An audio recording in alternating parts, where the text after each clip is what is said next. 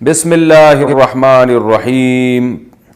اہلیہ شعیب صاحبہ کراچی سے پوچھتی ہیں بچے کو نظر سے بچانے کے لیے کالا ٹیکا لگانا، کیا بچے کے پاس نیل کٹر یا چھری رکھنے سے وہ جنات اور بری چیزوں سے محفوظ رہتا ہے، اور کیا کاجل کا کالا ٹیکا لگانے سے بچے بری نظر سے محفوظ رہتے ہیں؟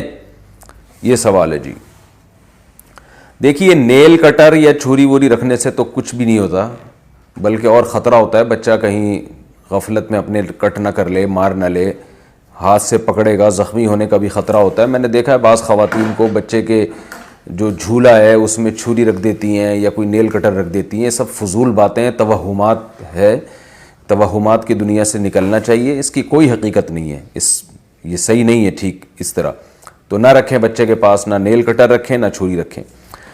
رائے یہ کہ نظر سے بچنے کے لیے کالا ٹیکا لگانا، تو اگر بچہ کوئی واقعی بہت ہی خوبصورت ہے اور بہت ایکسٹرا آرڈینری جسے کہتے ہیں کہ جیسے یوسف علیہ السلام تھے، خیر اتنا تو کوئی خوبصورت نہیں ہو سکتا، لیکن بہت زیادہ خوبصورت ہے اور پھر خطرہ ہے، تو پھر اس میں کوئی حرج نہیں ہے کہ اس کے چہرے پہ کہیں کالا ٹیکا لگا دیا جائے تاکہ اس کی شکل تھوڑی سی چینج ہو جائے۔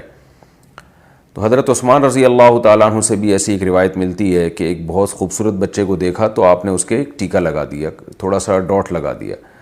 تو لیکن اس میں بھی وہمی بننے کی ضرورت نہیں ہے، عام طور پہ بچے جیسے ہوتے ہیں وہ ویسے ہی رہنا چاہیے ان کو۔ ہاں کوئی بہت زیادہ ہے، بہت خوبصورت ہے، جیسے حضرت عثمان سے جو روایت ہے اس میں بھی ایک بچے کے لگایا نا، یہ تو نہیں کہ سارے اپنے بھی بچوں کے اور سارے قوم کے اور محلے کے بچوں کے ٹیکے لگوا دیے انہوں نے۔